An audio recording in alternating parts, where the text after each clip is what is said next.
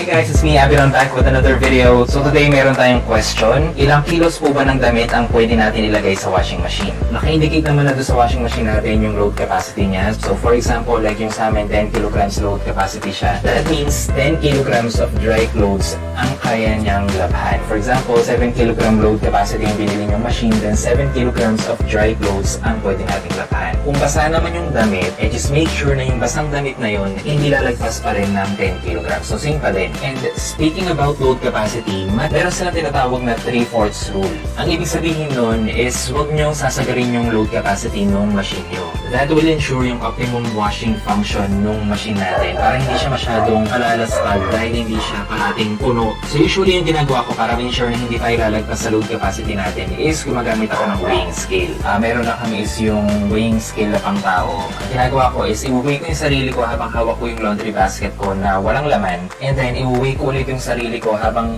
hawak yung laundry basket na meron ng laman. Tapos, isusubtract ko lang yung dalawa. And that's it for today. Please don't forget to subscribe and hit the bell button. Thank you so much for watching. I'll see you again next time. Bye-bye!